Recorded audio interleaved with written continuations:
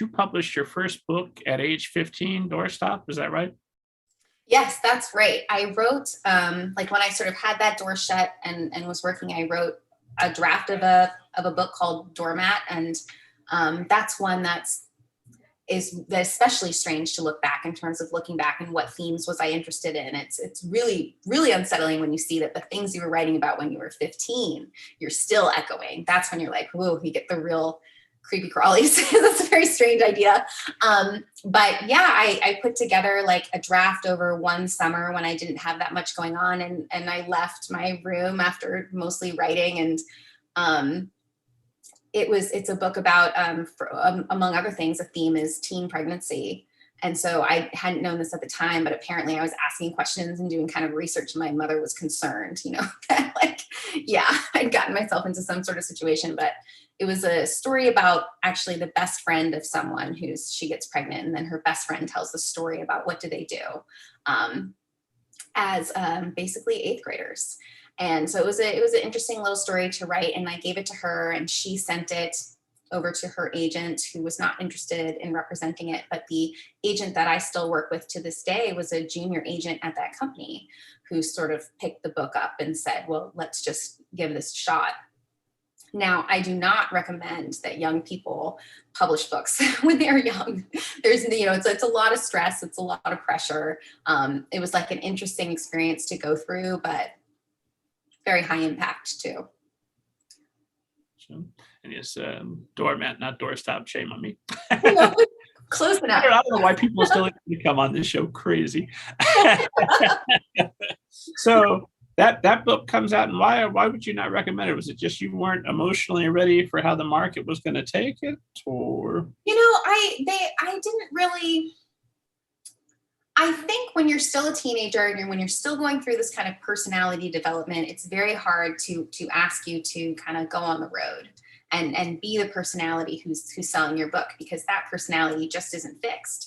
Like, I remember mostly what I felt about that book was almost kind of like, I was proud that I'd finished it and that I'd done it. And that was kind of the spirit that I went into it, was like, let's see if I could write a novel the way someone might be like, let's see if I can run a marathon. And I could not run a marathon, but I did write this novel.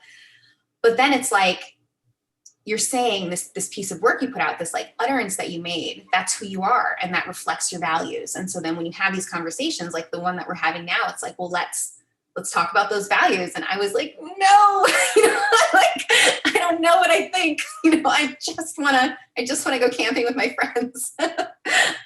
So that's the main thing, is that, I think writing when you're young is great. And it's a great outlet. I think being a writer when you're young is a tougher ask. And I do kind of keep track of like the young people who publish when they're teenagers and their careers. And there have been some really amazing ones. The very famous writer at the time when I was doing that was Amelia Atwater Rhodes. She was the sort of doing her vampire novels, which were really the precursors to Twilight, which we had, many decades later.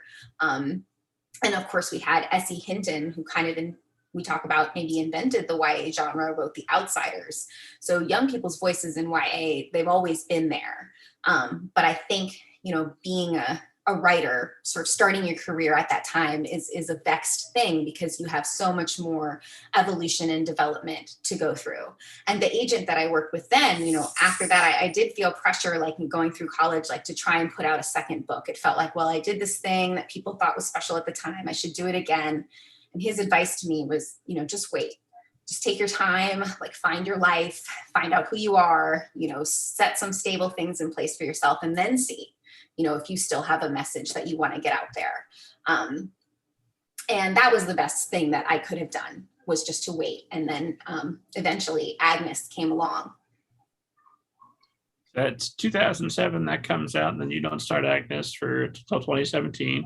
So for a decade there, you're a prophet who's wandering in the desert waiting to get your message, right? What's going on that decade, other than finding somebody you want to have a child with? Yeah, it was school. I studied not creative writing, but English literature, and particularly Victorian literature. Did a lot of reading, and I thought for a while there maybe like being a literature professor would be for me, but boy, I'm glad I didn't go that direction now. It was a tough job market at the time, and it only got tougher. I moved to New York City to work with a nonprofit that did sort of literacy work in schools. And so for a while, I thought maybe teaching would be a career path for me. But I was not quite good enough. That is probably one of the hardest jobs out there. And, I just didn't have quite, it's also a tough one to stay into. And so I decided maybe that wasn't for me. And maybe the writing was kind of poking up through the ground then and saying like, oh, maybe you should get back to this. But saw a lot of theater in New York and made a lot of friends. And it was indeed like my wayward 20s.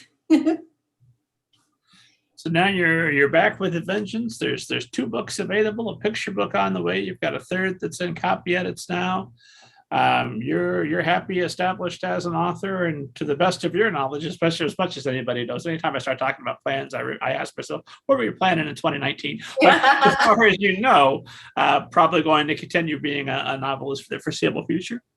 I sure hope so. I do really enjoy it, and I feel like I've kind of found something that makes me happy and that complements my life. And I like talking to other writers, and I like talking to readers. And so it's been a wonderful thing. I don't know if this was the same for you, but you build these friendships and relationships after you put your debut out, or my second debut technically, but the one that I sort of treated as my debut. You make sort of a network of people who are also coming out with books in that time, and it becomes sort of like a graduating class vibe. There's, the Facebook groups and the connections you make. And it's just been a fun way to be in the world, to sort of have those connections of people who love just writing and reading. I know my favorite people in the world are writers. Mm-hmm.